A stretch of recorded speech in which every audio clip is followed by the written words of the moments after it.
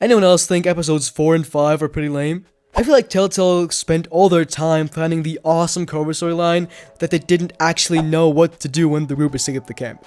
They just kind of finished episode 3 and were like, now what? And started to kill off each character in the most unsatisfying and lazy ways. I definitely have to agree with this. Because this comment, like, literally describes the issue that Telltale's The Walking Dead Season 2 has.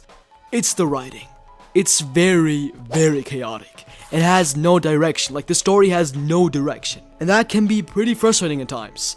They will be leading up to stories that never happen. Or even stuff like, I don't know, building up characters, redemption arc, and then just not happening.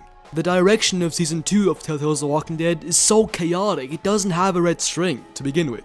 Unlike Season 1 of Telltale's The Walking Dead.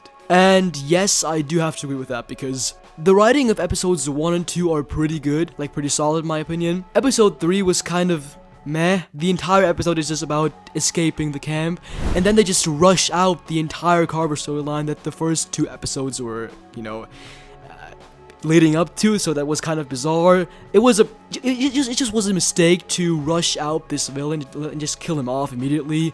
Because after the 3rd episode, the entire story just loses direction. And you can clearly tell that by looking at the 4th episode. Like, the 4th episode, nothing happens. Like, literally nothing happens. And I think the writers realized that once they started to write episode 5, because they were like, oh my god, bro, this is the last episode.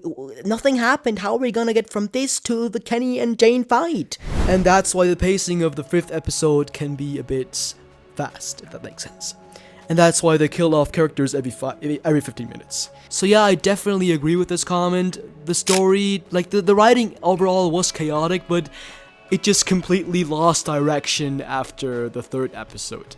But maybe I'm just weird for this, but I kind of like the transition between having an ordinary storyline to just chaos immediately to the 4th and 5th episode. Because if you compare the 4th and 5th episode to the first 3, the vibe is just different. I don't know what it is. Like, just having a clear structure, a clear storyline up until the 3rd episode, and then just losing everything in the 4th and 5th episode, being just out there, having no direction, everything just being so chaotic. I kind of like the transition, if you know what I mean. I'm not saying that it was a good decision, but I do kind of like the transition between the 3rd and 4th episode. But yeah, let me know what you guys think about this.